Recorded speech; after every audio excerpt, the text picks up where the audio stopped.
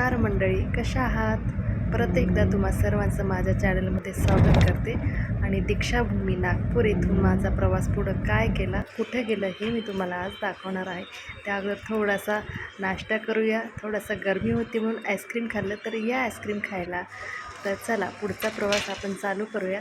मी आज आलेले आहे नागपूर येथून 20 किलोमीटर असलेल्या कामठी येथे, जिथं एक ड्रॅगन पॅलेस आहे. ते बघण्यासाठी आम्ही आतमध्ये गेलो, पण झाडावरती हे घरट्यासारखं एक फळ आहे का काय आहे ते मला माहिती नाही. तुम्हाला जर माहिती असेल तर मला माझ्या कमेंट बॉक्समध्ये सांगा. तर हे बघा, एंट्रीला आम्ही ज्यावेळेस आम्ही आतमध्ये गेलो त्यावेळेस सगळ्या दोन्ही बाजूनी एकदम छान हिरवेगार झाडी वगैरे होते.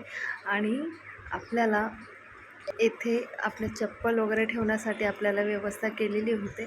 आणि आम्ही ज्यावेळेस आतमध्ये गेलो त्यावेळेस एक सुंदरशी मूर्ती गौतम बुद्धाची दिसली. आणि यांचे वैशिष्ट्य सांगायचे म्हणजे या मूर्तीचे डोळे उघडे असे दाखवलेले होते, कारण की गौतम बुद्धांच्या मूर्तींचे जास्त करून तर डोळे सगळीकडं बंद असलेले दाखवतात, पण या मूर्तीचं हे एक वेगळं वैशिष्ट्य दिसलं. आणि हे बघा, आपलं जो ड्रॅगन पॅलेस आहे, तो ड्रॅगन पॅलेस इथं आलेलं आहे. त्याच्या एक बाजूला छोटंसं पिंपळाचं झाड वगैरे होतं. आणि असा हा प्रयत्न माझा उन्हामध्ये की तुम्हाला माझा व्लॉग कसा दिसणार काय हे बघण्यासाठी माझं चेकिंग चालू होतं.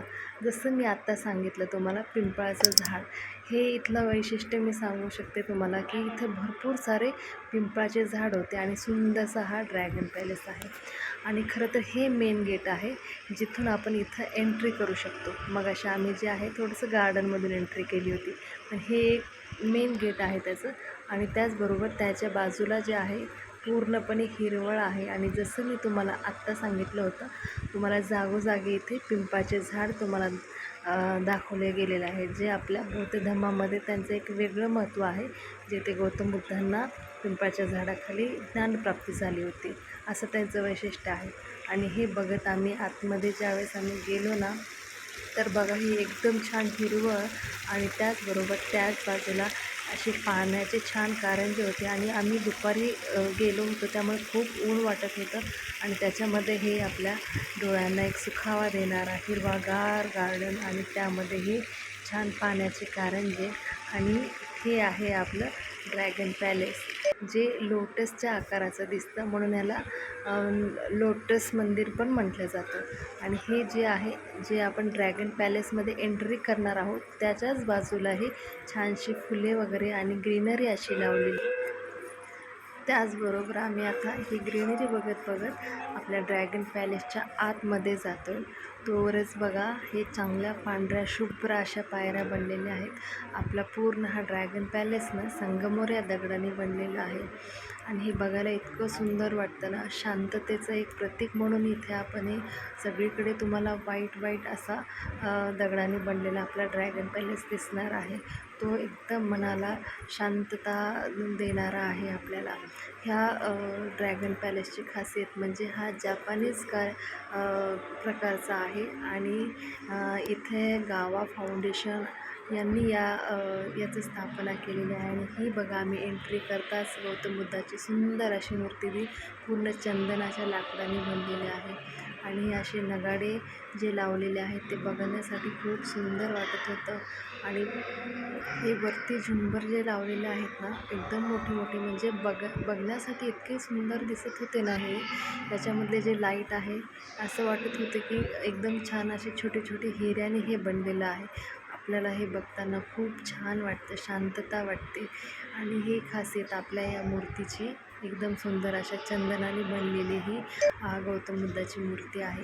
त्याचबरोबर हे आपला संविधानाचं प्रतीक आपल्याला इथं दाखवलेलं आहे. एकदम मोठ्या आकाराचं संविधानाचं आपल्याला पुस्तक इथं दाखवलेलं होतं. आणि थोडंसं पुढे जाऊन मग मी शूट करण्याचा प्रयत्न करत होते, की आपल्या ज्या ड्रॅगन पॅलेसच्या बाजूला जी सगळी हिरवळ आहे ना, ही इतकी सुखावा देणारा होती. आणि मग मी त्याच वेळेस लगेच तुम्हाला एका कोपऱ्यापासून जी सुरुवात केली शूट करायला, तर आपल्या ड्रॅगन पॅलेसचा पूर्ण राऊंड मी करून आपल्या परत एकदा मी ड्रॅगन पॅलेसच्या आतमध्ये आलेले आहे. खरं सांगू का, मी हे मागचं बॅकग्राऊंडसुद्धा बंद केलं नव्हतं. तिथं सारखं एकदम गौतम बुद्धाची वाणी आपल्याला तिथं ऐकायला मिळत होती. आणि हे आपलं शेवटचं जे शूट आहे ना, इतकं छान वाटत होतं. संध्याकाळचा वेळ होता आणि दिवस मावळत होता, त्यामुळे हे दृश्य बघण्यासारखं आहे. त्यामुळे इथं येताना ना तुम्ही एकतर सकाळी या नाहीतर संध्याकाळी, म्हणजे संध्याकाळचा हा तर दृश्य बघण्यास खूप सुंदर वाटतं. याचं टायमिंग आहे 10 ते 7पर्यंत आपलं. आणि त्यामुळे हे संध्याकाळी आम्हाला खूप सुखावणारा असा सूर्य आणि त्याचबरोबर ही ग्रीनरी, जर तुम्हाला शांतता वगैरे पाहिजे असेल ना तर नक्की तुम्ही या ड्रॅगन पॅलेसला भेट देऊ शकता. आणि जर तुम्हाला माझा हा व्हिडिओ जर आवडत असेल ना तर माझ्या व्हिडिओला तुम्ही लाईक करायला विसरू नका. तर हे बघा तुम्ही किती छान सुंदर दिसते ना, हे ऑरेंज कलरचं दिवस मावळायचा जे स्वरूप आहे ते, आणि त्याचबरोबर हा ड्रॅगन पॅलेस जे लोटस आकाराचं आहे हे पाहून इतकं सुंदर वाटत होतं. आणि जाताना मी परत एकदा शूट केला, कारण ज्यावेळेस आम्ही आलो होतो त्यावेळेस इथं बऱ्यापैकी ऊन होतं आणि जाताना ही सुंदरशी लाईटिंग लागली, म्हणून परत एकदा दाखवण्यासाठी मी हे परत शूट केलं. तर आजचा व्हिडिओ तुम्हाला कसा वाटला मला नक्की सांगा, आणि माझ्या चॅनलला लाईक, शेअर, सबस्क्राईब करायला विसरू नका. हा माझा प्रवास तुम्हाला जर आवडत असेल तर माझा कमेंट बॉक्समध्ये मला नक्की सांगा. पूर्ण व्हिडिओ पाहिल्याबद्दल खूप खूप धन्यवाद.